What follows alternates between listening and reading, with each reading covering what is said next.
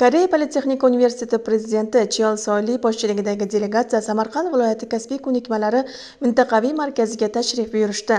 Tashrif doirasida delegatsiya a'zolari markazda yaratilgan shart-sharoitlar, o'quv va amaliy mashg'ulotlar uchun mo'ljallangan zamonaviy laboratoriya hamda ustaxonalar bilan yaqindan tanishdilar. Universitet prezidenti markazda ta'lim jarayonlarini yuqori baholab, ikki tomonlama hamkorlik imkoniyatlarini muhokama qildi. Muloqot davomida kasb-hunar ta'lim sohasidagi o'zaro tajriba almashuvi, o'quv dasturlarini takomillashtirish va ikki davlat o'rtasida kasb-hunar ta'lim sohasidagi hamkorlikni yanada rivojlantirish, O'zbekistonda kasb-hunarga o'qitilgan fuqarolarni Koreya Respublikasida ishga joylashtirish, birgalikda o'quv dasturlarini tashkil qilish kabi masalalar yuzasidan fikrlar almashildi.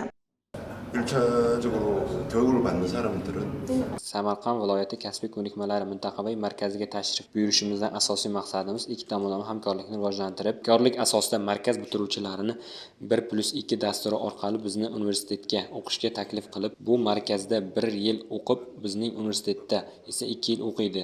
Bitirgandan keyin mutaxassisligi bo'yicha Koreya sanoatiga ishga joylashtirishdan iborat. Bu markazda bizning mas'ul vakillarimiz uchun maxsus xona ajratildi.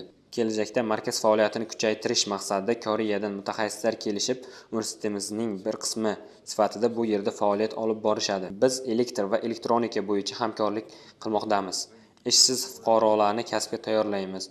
Markaz bitiruvchilari O'zbekiston sanoatida ishlashlari mumkin. Til o'rgangan mutaxassislar yuqorida aytib o'tganimizdek, dastur orqali bizning universitetda kasb va til o'rganib, Koreya sanoatiga ishga joylashishlari mumkin bo'ladi.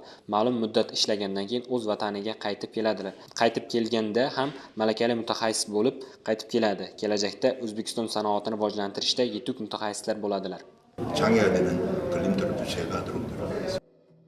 Uchrashuv davomida ikki davlatning musiqalari va milliy raqslari ijro etilib, tadbir ishtirokchilariga ko'tarinki kayfiyat ulashdi.